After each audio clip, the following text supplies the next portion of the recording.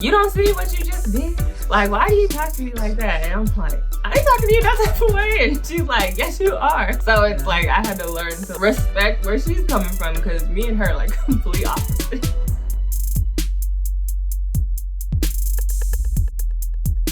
Hi, welcome back to our channel. I'm Susie. And I'm Ness. And this is Mom and Daughter Talk, where we hope to inspire, encourage, and uplift your mother-daughter relationships. Thanks for tuning in. If you're new here, be sure to subscribe so you can be notified when new content has arrived. Today, we are going to talk about the 4 temperaments. And everybody has 2 prominent ones, like a primary and a secondary one. Yeah. And this, once again, we're just going through, how to get to know yourself. And these all, you can take a free quiz online. It's actually a book by Tim LaHaye, The 4 Spiritual Temperaments, I believe. Yeah, so I think you can just Google 4 temperaments, 4 temperaments personality quiz. Anyway, it's free. You can take it. And so there's 4 of them. And we're going to go through them and kind of say what we are and stuff like that. So one of them is choleric. Then there's a sanguine. Then there's melancholy. And then there's phlegmatic. Yes. So let's start out with the choleric type of temperament, right? Is very goal-oriented, very driven. A lot of them are very successful in life because when you talk about successful people, sometimes it's not that they're the most talented. It's just that they never gave up until they hit their goal. They just kept going, right? So cholerics are like that. A sanguine is someone that is like, oh my gosh, the life of the party. They're outgoing, they're extroverted, they make people feel very welcome, and the life of the party, very, very verbal and extroverted. Then you have the melancholy, who is more of a deep thinker, more introspective. Usually they are actually the temperament that's most genius prone. However, because of their propensity to be a little bit more darker, they can quit or they can feel that they are not genius prone, and so therefore they don't push as hard. So if you had like a melancholy, but then you had a choleric person as a spouse or somebody that would actually help you push, that would be a good combination, And melancholy, they're more emotional or like in tune with their emotions. Yes, absolutely. And then you have the phlegmatic, which are very peaceful. Their calm disposition, their demeanor. You have a friend who just their presence. Oh my gosh, just there's a peace to it. Yeah, very phlegmatic. I mean, very calming, right? Those are the beautiful attributes. But let's talk about some of the things that they can develop. Okay, so for instance, let's go to the sanguine. That's real outgoing and bubbly, and conversation with them feels like you are like their very best friend, right? But it's kind of like out of sight, out of mind. Like I have a dear friend, love her dearly, but she's definitely the epitome of a sanguine, and she will forget to call you. I'll call you right back, and then it'll be 3 weeks later. Or like whatever's shiny, she gets very distracted, right? So that's something that she has to work on and has over the years, So again, that's a challenge that comes along with that temperament. Someone that's choleric can be because they're goal oriented, sometimes they can pick programs over people, right? And so they can come off kind of hard. And one of the things I remember reading, programs like a goal, they pick a goal over people. Yeah. It's like, we got to get this done. And the person is like, kind of. And by the way, she's primary sanguine and I'm primary choleric, I believe. No, I'm primary melancholy. Are you? Yes. Secondary sanguine. Oh, absolutely. I think I'm a primary choleric, secondary sanguine. Yes. Yeah. I agree. Okay. So we both have that outgoing, but it definitely is different. With the temperament mixes. Yeah. Oh yeah. Okay. So in the book that I read that we mentioned, one of them is that they get disgusted by tears.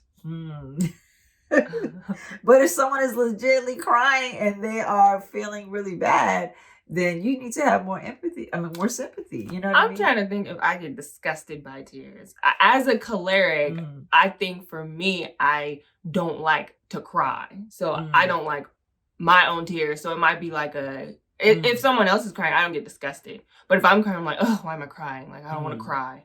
Or you're really not moved by tears. Maybe that's another way to put it too. Where like, and again, those things, like I said, are challenges in their temperament, but they can be developed. So for instance, she's a choleric, but if she's developed as far as compassion and things like that, then she won't be disgusted by tears. Which I have. So tears are fine. Yeah. So you can cry around her and she won't beat you down. Yeah. I'm an exhort. What's the last one?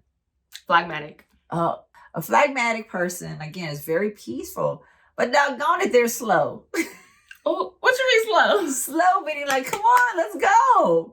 I don't just say slow moving, but slow to, if they have an idea or if they want to, I don't know, spontaneity is not their thing. It's just they're very, slow. They need to be pushed a little bit with their goals, with just in life. Like I know this beautiful couple, she's sanguine, the one I'm talking about, and her husband they're definitely phlegmatic. So they've balanced each other out where she can be too distracted with, whatever is, glitters is gold kind of type thing, where she gets distracted. And he's like, whoa, come on back. Let's talk about this. Let's, slow down a little bit, not be so impulsive.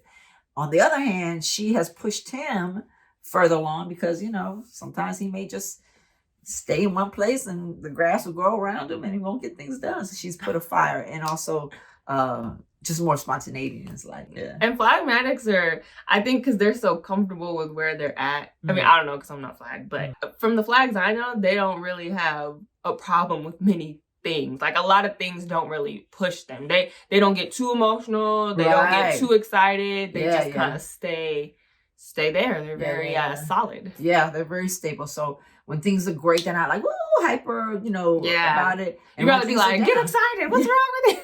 And like, then when things are down, they don't get all depressed and down either. So yeah, they're very even keel. Yeah. But one thing, usually their sense of humor is very dry. They're funny and witty, but they can be very sarcastic. So for instance, if let's say they're talking to somebody and sometimes they'll kind of egg it on, and they know that it's making the other person upset, but they'll get like an internal humor about it and they'll just keep poking at doing it. Yeah. But they do it in such a calm way. Yeah. Like you think that you don't know what's going on. Like my cousin is a flag and he be doing that and like asking me questions. I'm like, well, I don't know, because I don't know. And then he keep asking me questions, then I'm getting flustered. So he's, I guess, internally finding joy in that. Yeah. But they're usually kind of sarcastic, but they're very witty. Their timing is perfect and funny. Yeah. Yeah. I love flags. Yeah. Melancholy. I think I said it, but sometimes you can be so introspective and so, I liken it to like, I don't know, like peeling an onion. You take the layers off an onion and in the middle, there's nothing. It's not that deep. You know what I mean? I mean, you get that little pearl in the middle, but like, it's just, sometimes we can get so analytical and so deep in our head and our thinking, overthinking things. And you're a melancholy. I am. And usually melancholies are very creative as well because they think outside of the box. Creativity doesn't necessarily mean, I can sculpt or I can paint or what. Those are the arts. But creative you can be financially creative. Creativity just means creating something. Yeah. That's not the usual or things like that. So let's talk about our mixes. So you're primarily melancholy with the secondary sanguine. So what does that look like when you mix those two combos? Actually, I think my profession is a great example. I'm a hairstylist, so I get to be creative, right? As far as doing hair and things like that. But yet I love people, right? So... And you get your energy from people. Yes, absolutely. And that's another thing. That's an indicator. If people either energize you or they drain you. Yeah. And if they drain you, you're probably not a sanguine. You're probably like, I'm a phlegmatic or just like, okay. Yeah. I have my level of people that I can tolerate. As a primary melancholy, you can overthink things and analyze and go over things. Or like if you make a mistake, have a propensity to stay there and just analyze it to death. You know what I mean? So you do that? I can. Oh yeah, absolutely. Absolutely. Even in the creative part, things that I create, if I don't like it or to be interior design or things like that, then think about like what went wrong? How could I have done that better? And, and sometimes you can waste time thinking about it versus just going for it. But the fact that I'm a secondary sanguine, it does balance me out because they don't really get down. So is it safe to say you might when in your downtimes, you might go to people because you get your energy from people as a sanguine. Yeah. Yeah. It's so cool. I love like understanding the mixes between the two. So like me, I'm primary. I'm pretty even with it too. I think I was 54% choleric and like 44% sanguine. So being primary choleric for me, I'm not really big on like emotions. So like I communicate directly. So I'm not keen on body language all the time, especially if I have a goal in mind. So cholerics, goal in mind, vision, administrative. So if there's a goal in mind, even if it's like getting outside the house at a certain time, like we gotta go somewhere, I'm more focused on the practical, like, okay, we have 5 minutes. And the way I say it might be like, like you said, I'll put the project or the program before the person. So I'm not like focused on your emotions. So that's what I have to like grow in. And then with my secondary sanguine though, I love people, so it's not like I genuinely don't want to hurt you. I have a lot of like, I don't want to say a lot, but I've realized I have a lot more sensitive friends and people who are in touch with their emotions than I do people who are like me. And I think that's because it's a great balance, I bring a different perspective, they bring a different perspective. So I don't know, I guess I'm a focused, goal-oriented people person as a cholerics thing. And then you also have that exhorter, so really you are encouraging them to be kind of goal oriented and hit their and I'm trying to help you see the vision, like what's your goal in life, like let's do this. And I'm like, I'll help drive you towards your purpose, your passion, and help you figure it out. Because I know in my life you've helped me as far as even with finances, where because you've majored in accounting and things like that, just hitting that goal of like saving up for certain things and then having an emergency fund, things like that. So you've definitely helped me in that way. Thanks. And then, with the exhorter gift, I'm not pummeling you, like, let's get this work done.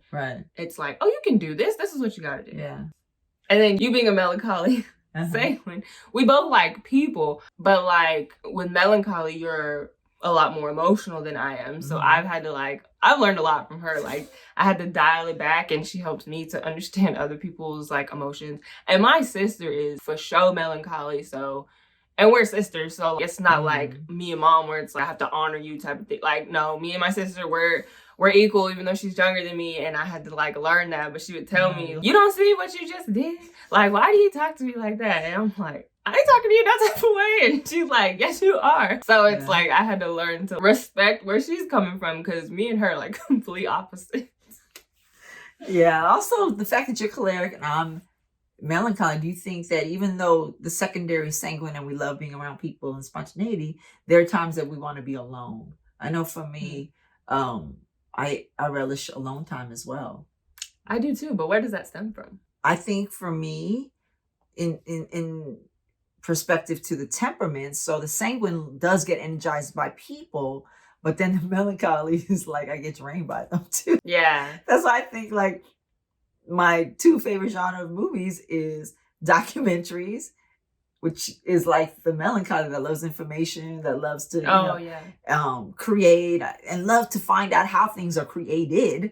And then there's my secondary is comedies, which is the sanguine part. Like I just love to laugh. So I think those genres really represent like my temperament. What's your favorite genre of movie? I wonder if it represents the same for you. You like action films or? I like those feel-good movies, remember? Freedom Riders, remember the title? Oh, right. Huh. That's probably the exhorter in you. Really. Okay.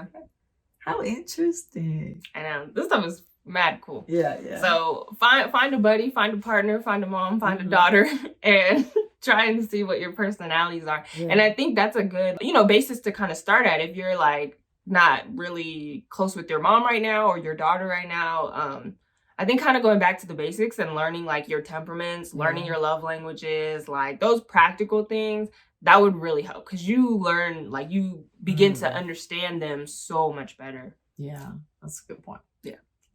So thanks for joining. We hope that you enjoyed. Why are you laughing? Because the way you said it sounded Asian. You enjoyed. Enjoy your day. Yeah, soy sauce. Okay, let's go. Did you just say soy sauce? Oh my god. Let's do a thumbnail. This is like United. That's cool. And they raise it up. Ow. That was hard. It's really bad. I know. The 4 temperament. Let's just put a 4 up. There we go. Gangsta. Alrighty. Have an amazing day. Love you guys. Bye. Bye.